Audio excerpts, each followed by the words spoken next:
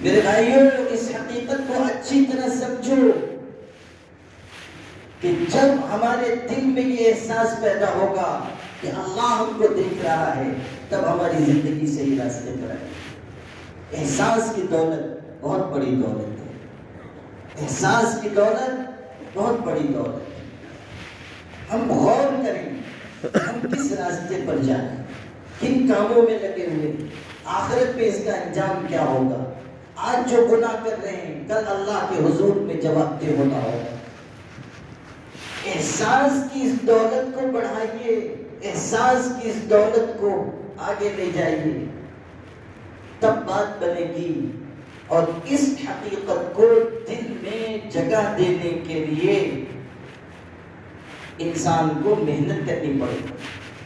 گھر بیٹھے یہ چیز حاصل نہیں ہو۔ آپ یہ سوچیں کہ ہم گھر میں بیٹھے رہیں گے اطمینان سے اور تھوڑا ذکر اذکار کر لیں گے اور انشاءاللہ ہم اللہ کا استحضار پا لیں گے، ایسے نہیں ہوگا۔ قربانی دیے بغیر کوئی نعمت میسر نہیں آتی، قربانی دیے بغیر کوئی نعمت میسر نہیں آتی۔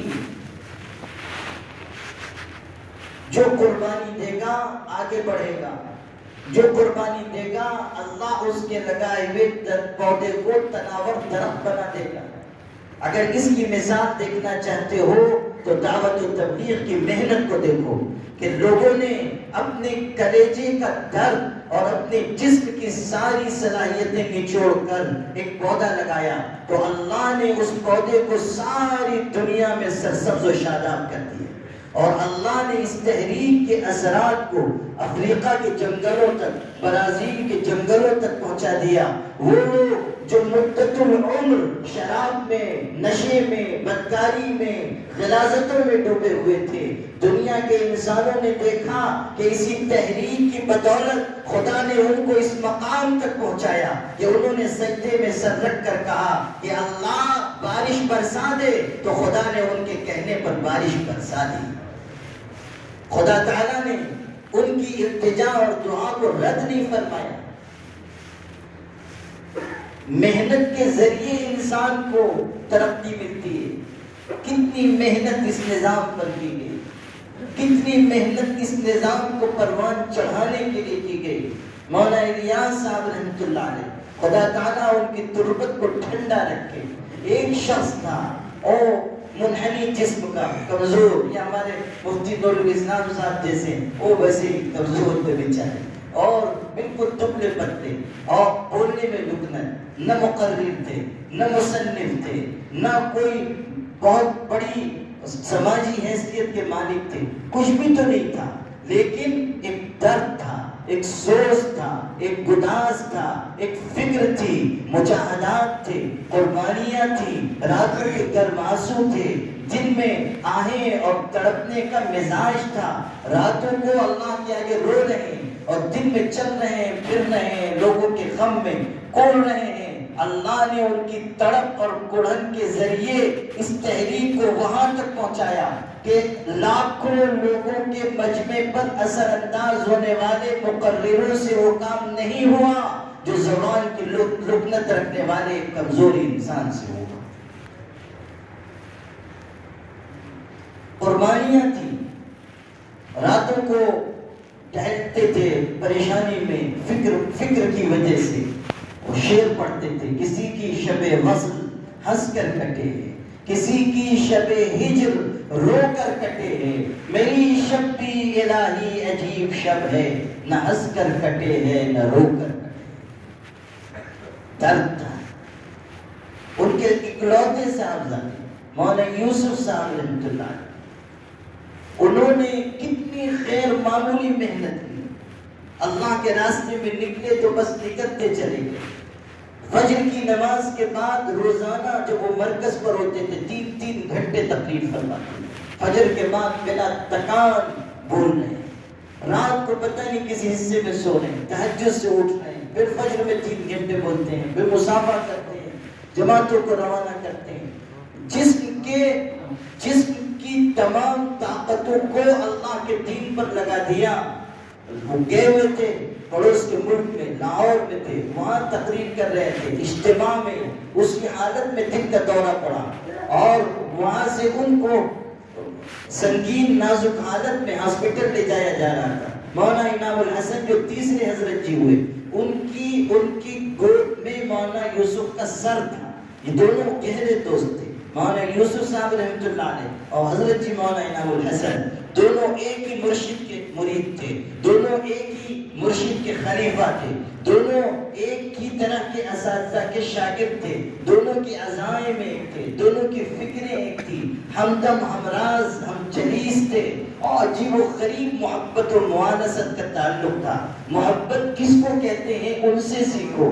ان کی گود میں مولانا یوسف کا سر رکھا ہوا، آنکھیں بے ہوشی کی کیفیت تھی، ہوش آیا تو پوچھا مولانا انعام الحسن سے، بھائی انعام مجھ کو کہاں لے جا رہے ہو؟ حضرت جی مولانا انعام الحسن نے کہا کہ آپ کو ہاسپٹل لے جا رہے ہیں، آپ کو دل کا دورہ پڑا ہے۔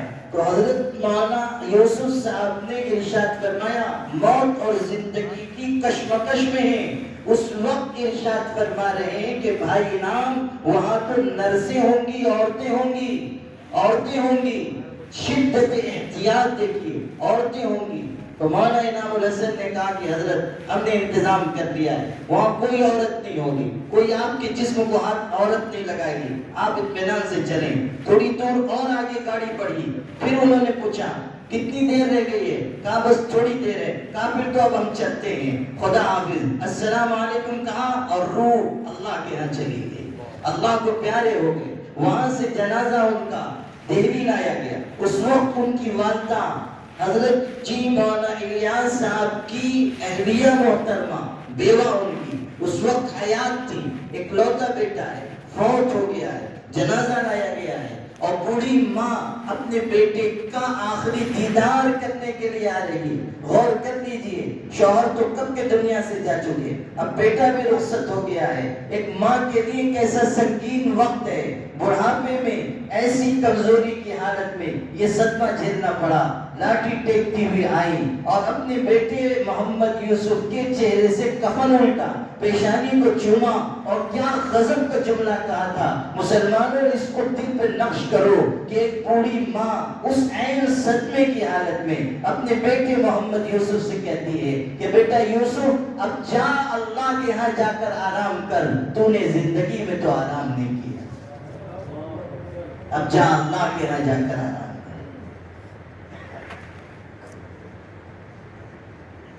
یہ قربانیاں تھیں جس نے اس تحریک کو آگے بڑھایا ہے۔ یہ اللہ والے لوگ تھے جنہوں نے ذکر کر کے اپنے دل کو مجلہ کیا تھا، جنہوں نے اللہ اللہ کر کے اپنے دل کی دنیا کو آباد کیا تھا۔ باتیں بنانے سے نہیں کام چلے گا میرے عزیزوں، صرف باتیں بنانے سے، دعوے کرنے سے، تقریروں سے، تحریروں سے بات نہیں بنے گی۔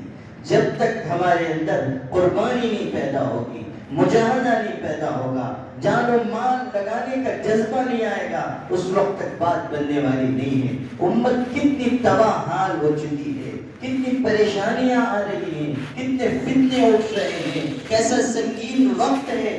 اس وقت بھی کیا ہم بیدار نہیں ہوں گے؟ کیا اب بھی ہم توبہ نہیں کریں گے؟ کیا اب بھی ہمارے دل میں احساس کی کوئی لہر نہیں جاگے گی؟ کیا اب بھی ہم امت کو اسی طرح ٹوٹتا بکھرتا ہوا دیکھتے رہیں گے؟ کیا اب بھی ہم اسی طرح مسلمانوں کے معاشرے میں کفر و ارتداد کی لہروں کو برداشت کریں گے؟ کب تک ہم اس طرح جئیں گے؟ افسوس ہوتا ہے اپنے جوانوں کو دیکھ کر کہ ان کی زندگی کے دن رات لہو لعب میں جا رہے ہیں۔ افسوس ہوتا ہے امت کے مالداروں کو دیکھ کر کہ ان کا سرمایہ شادی بیاہ کی تقریبات میں فضول پیسے لٹانے پر خرچ ہو رہا ہے۔ افسوس ہوتا ہے امت کی بہنوں، بیٹیوں اور ماں کو دیکھ کر کہ ان کی ترجیحات اللہ کے دین اور اس کے کلمے کی سربلندی نہیں ہے۔ وہ بہو ساس سے جھگڑ رہی ہے اور ساس بہو سے جھگڑ رہی ہے، اور نند بھاوجوں کے جھگڑے ہیں، اور پڑوسن سے جھگڑ رہی ہے۔ بس اسی میں زندگی تمام ہو رہی ہے۔ اللہ کے بندو،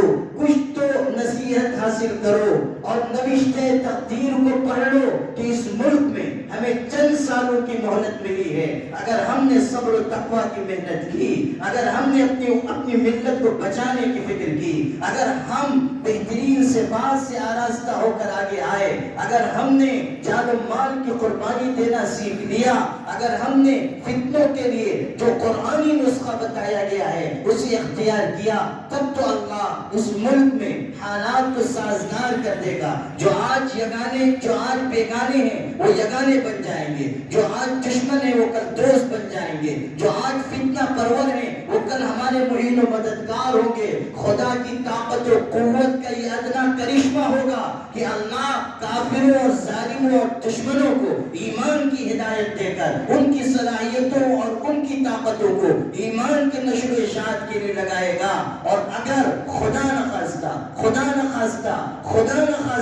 ہم نے اب بھی عبرت حاصل نہ کی، اب بھی ہم اسی روش پر چلتے رہے، اب بھی گناہ اور نافرمانی کے راستے اختیار کرتے رہے، اب بھی ہمارے دن ہماری راتیں بے مصرف گزرتی رہی، اب بھی اگر ہم لذتوں اور شہوتوں میں پڑے رہے، اب بھی اگر ہم نے اپنی ملت کو بچانے کی فکر نہ کی، تو یاد رکھنا کہ پھر اس ملک میں وہی تاریخ دہرائی جائے گی جو اندلس میں دہرائی گئی ہے کہ مسجدیں باقی نہ رہیں گی اور اذانوں کی صدائیں ختم کر دی جائیں. حالات کو سمجھیے، فتنوں کو سمجھیے، کیا دشواریاں ہمارے سامنے ہیں، کیسے سنگین حوادث سامنے ہیں، کیسی سازشیں برپا ہو رہی ہیں. اللہ کے بندو، جو لوگ قریب سے جانتے ہیں ان کے کلیجے منہ کو آ رہے ہیں کہ حالات دن بدن کروٹیں بدل رہے ہیں، حالات دن بدن بہت ہی نازک ہوتے جا رہے ہیں. وہ سمجھ رہے ہیں کہ شکنجے کسے جا رہے ہیں، طوفان اٹھائے جا رہے ہیں، مصائب کی بدلیاں چھا رہی ہیں. ایمان والوں کے لیے اس ملک میں باعزت طریقے سے جینے کے مواقع کم سے کم ہوتے جا رہے ہیں. ہمارے ادارے خطرے میں، ہمارے مدارس خطرے میں، دعوت و تبلیغ کی محنت پر خطرے کی تلوار لٹکا دی گئی ہے، بدنام کیا جا رہا ہے، راستے روکنے کی پوری سازشیں تیار ہو چکی ہیں اور ان پر عمل ہو رہا ہے. اب بھی اگر ہم شترمرغ کی طرح اپنا سر ریت میں چھپا کر یہ سمجھیں کہ طوفان نہیں آیا ہے تو ہمارے مٹنے میں کوئی کسر باقی نہیں ہے. میں بہت صاف آپ سے کہہ رہا ہوں اور اس لیے کہہ رہا ہوں کہ میں اپنے دل کا درد آپ کے دل میں منتقل کرنا چاہتا ہوں. میں نہیں چاہتا کہ میں آپ کو میٹھی میٹھی باتیں سنا کر یہ واہوائی لوٹوں کہ ہاں بہت اچھی باتیں بیان ہوئی ہیں.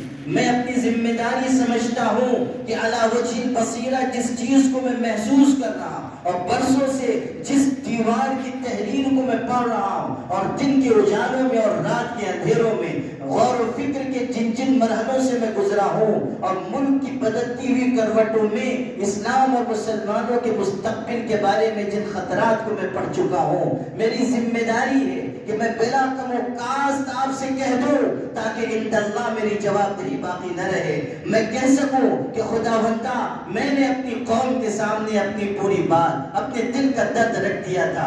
اکیلا میں کچھ نہیں کر سکتا تھا، میں نے اپنا درد پیش کیا، لوگوں نے نہیں مانا. آپ لوگوں سے پوچھئے، میری ذمہ داری تو ختم ہو گئی. حالات بہت سخت ہیں اور ہمیں اپنے آپ کو بدلنا بہت ضروری ہے. میرے بھائیوں، ہم میں سے ہر شخص کو چاہیے کہ وہ لوٹ آئے اللہ کے دین کی طرف، ایمان کی طرف، قرآن کی طرف. میں آپ کو اللہ کا واسطہ دے کر کہتا ہوں، اپنے اندر تبدیلی پیدا کر لیجیے، سچی توبہ کر لیجیے.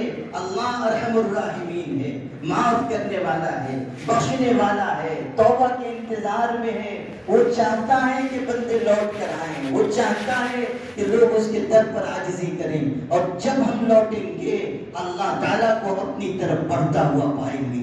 ارشاد ہوا ہے جو قدموں پر چل کر آئے گا، ایک بارش آئے گا، ہم اس کی طرف ایک ہاتھ جائیں گے. جو ایک ہاتھ آئے گا ہم اس کی طرف دو ہاتھ جائیں گے. جو چل کر آئے گا ہم اس کی طرف دوڑ کر جائیں گے. یہ اللہ کا ارشاد ہے، ہمارے محبوب صلی اللہ علیہ وسلم نے نقل فرمایا ہے، ہمارے آقا کا ارشاد ہے. اللہ تعالیٰ سے بڑھ کر معاف کرنے والا، توبہ قبول کرنے والا، بخشنے والا کوئی نہیں ہو سکتا. بخاری مسلم دونوں میں حدیث ہے. ایک شخص تھا گنہگار، بہت ہی بدکار، کبھی اس نے نیکی نہیں کی. مرتے دم اس نے وصیت کی، اپنے بچوں سے کہا کہ میں مر جاؤں گا، مجھ کو جلا دینا.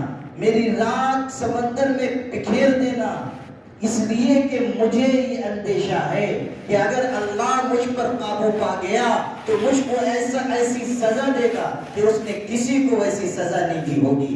مجھ کو جلا کر رات بکھیر دینا میری وصیت ہے۔ مر گیا، اس کو جلایا گیا، رات بکھیر دی گئی۔ ہمارے آقا صلی اللہ علیہ وسلم فرما رہے ہیں، بخاری میں بھی مسلم میں بھی حضرت ابو ہریرہ سے روایت منقول ہے کہ اللہ تعالیٰ نے اس کی ہواؤں کو حکم دیا کہ اس کی رات کو جمع کرو۔ رات جمع کی گئی، اللہ تعالیٰ نے اس کو زندہ کر کے اپنے سامنے کھڑا کیا اور کہا کہ تو نے اپنے بات کے لیے یہ وصیت کیسے کی تھی کہ تجھ کو جلا دیا جائے؟ تو نے یہ وصیت کیسے کی تھی کہ تیری رات کو بکھیر دیا جائے؟ وہ بندہ کہے گا، اللہ میں نے اگر یہ وصیت کی کہ مجھ کو جلایا جائے اور رات بکھیری جائے تو صرف اس لیے کہ مجھ کو تجھ سے ڈر تھا، تیرے خوف کی وجہ سے میں نے یہ عمل کیا ہے، اور تو اچھی طرح جانتا ہے کہ تیری خشیت کے علاوہ کوئی دوسری چیز نہیں تھی۔ اللہ تجھ سے ڈر کر میں نے کیا، جو کچھ کیا بس پاک پروردگار کی رحمت جوش میں آئے گی اور کہا جائے گا تو نے ڈر کر یہ عمل کیا ہے، جا مجھ سے ڈرنے والا محروم نہیں ہے، ہم نے تجھ کو معاف کر دیا۔ اس سے بڑھ کر رحمت کیا ہوگی؟ اس سے بڑھ کر بخشش اور کیا ہوگی؟ اس سے بڑھ کر اللہ تعالیٰ کی طرف سے کرم اور کیا ہوگا کہ ایک گنہگار زندگی بھر گناہ کرتا رہا اور اب اللہ تعالیٰ اس شخص کو اپنے سامنے کھڑا کر کے پوچھتا ہے کہ تو نے اپنے آپ کو جلانے کی وصیت کیوں کی تھی؟ وہ کہتا ہے تیرے ڈر کی وجہ سے، اور پاک پروردگار کہتا ہے جا میں نے تجھ کو معاف کیا۔ اللہ کی رحمت سب سے بڑھ کر ہے۔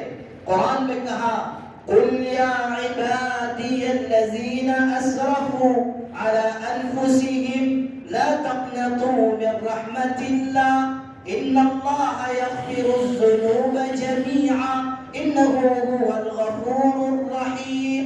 ارشاد ہوا، اے میرے پیغمبر کہہ دیجئے کہ اے میرے وہ بندو جنہوں نے اپنے آپ پر ظلم کیا، گناہ کیا، اللہ کی رحمت سے مایوس نہ ہو جانا، اللہ سارے گناہوں کو معاف کر دے گا، وہ بہت بخشنے والا ہے، رحم کرنے والا۔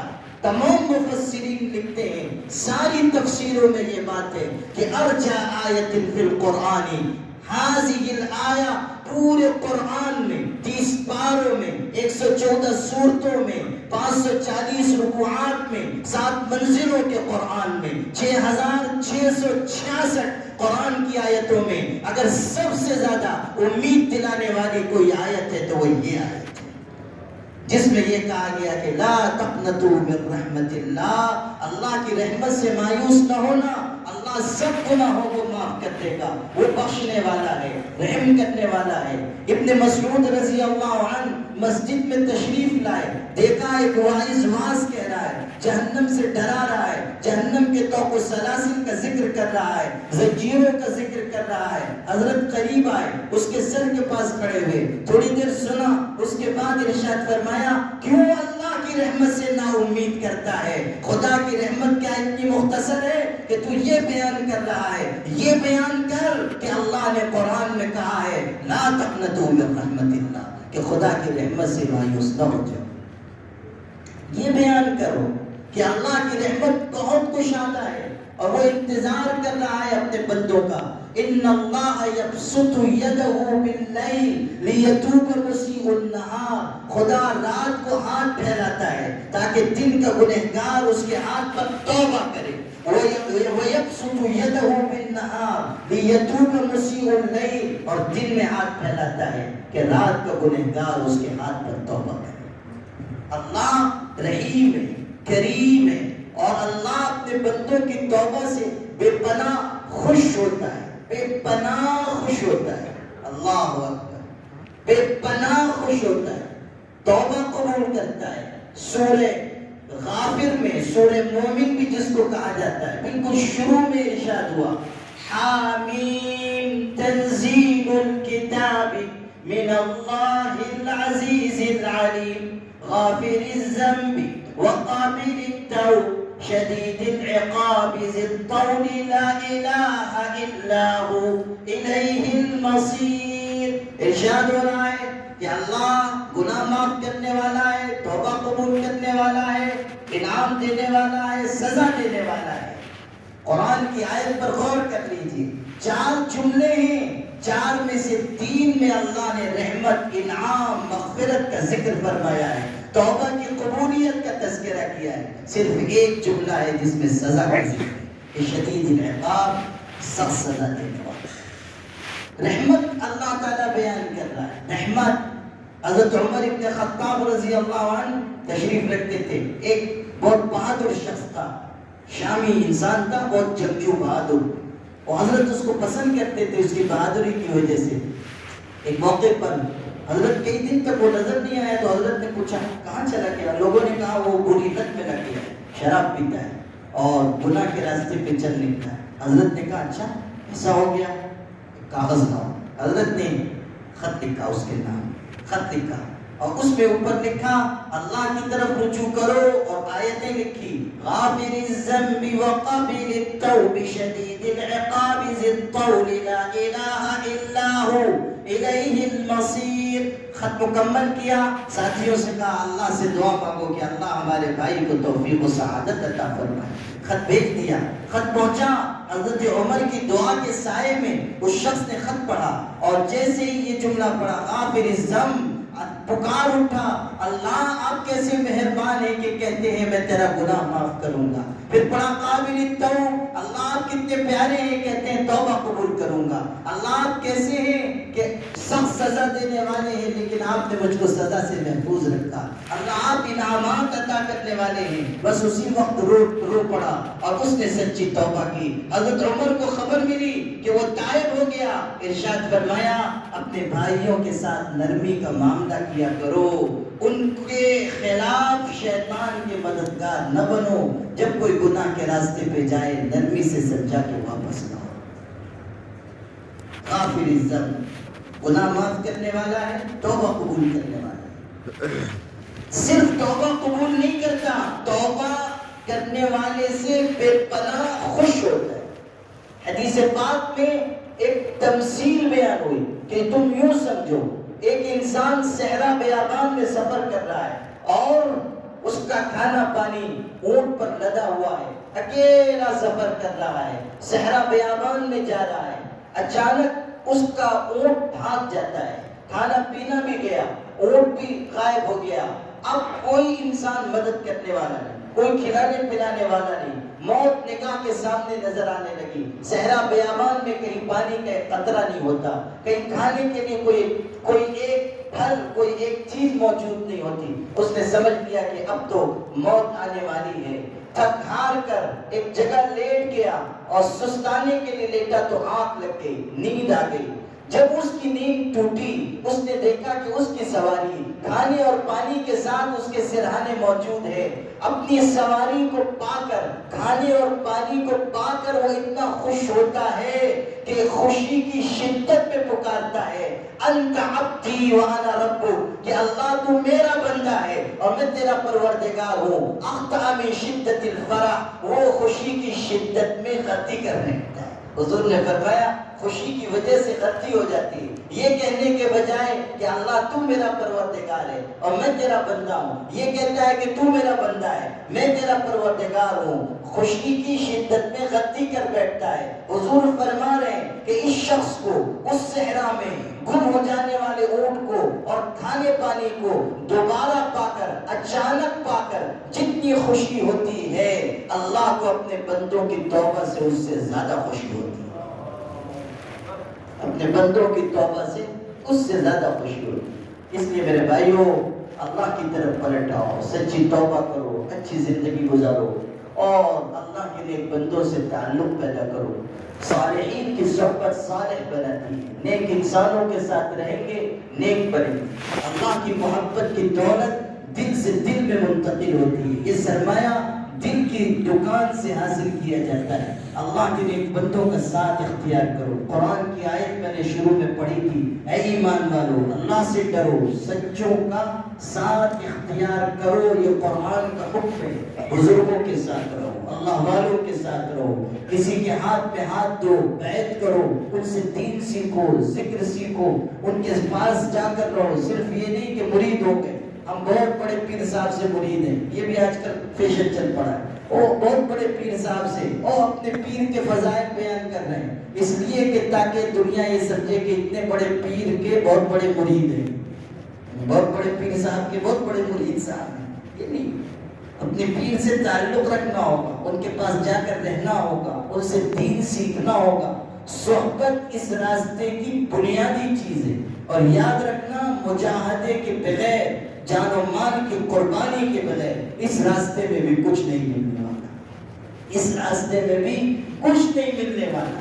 اس لیے اصل جو نظام ہے تصوف کا، اس پر آئیے، رسمی پیری مریدی کے راستے پہ نہ جائیے، جو اصل نظام ہے اس کی طرف لوٹ کر آئیں گے تو انشاءاللہ کامیابی کے دروازے کھولیں گے۔ وآخر دعوانا ان الحمدللہ رب العالمین۔ ادارہ رہے برے انسانیت تو سب کو پیارا